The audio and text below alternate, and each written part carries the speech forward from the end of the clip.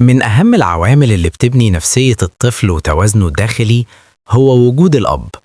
مش وجود شكلي ولا سلطة ولا أوامر، لكن حضور حقيقي مليان حب واهتمام ووقت.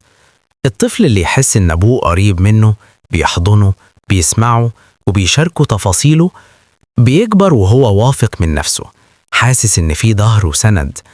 الأب هو أول صورة للرجولة قدام ابنه، وأول إحساس بالأمان في قلب بنته.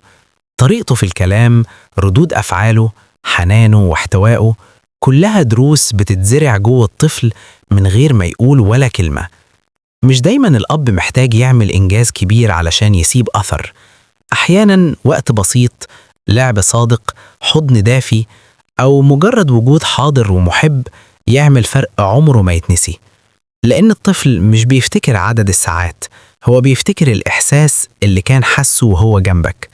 مشاركة الأب في حياة أولاده بتخلق جواهم توازن نفسي حقيقي، وتخليهم يحبوا نفسهم صح، ويواجهوا الدنيا من مكان مليان أمان وثقة.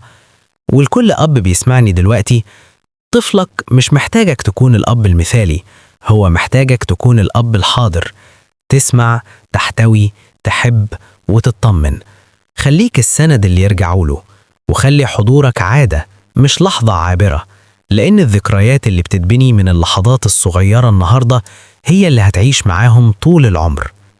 قناة الملكة وأبناؤها. أبي أحبك كثيرا. وأنا أيضا يا بني العزيز. أبي، هل الظلام يخيفك؟ لا يا بني، أنا هنا لحمايتك. أشعر بالأمان معك. وأنا معك دائما. بحبك يا قلبي يا صاحبي. أنا بحبك أوي يا بابا. وأنا كمان يا حبيبي.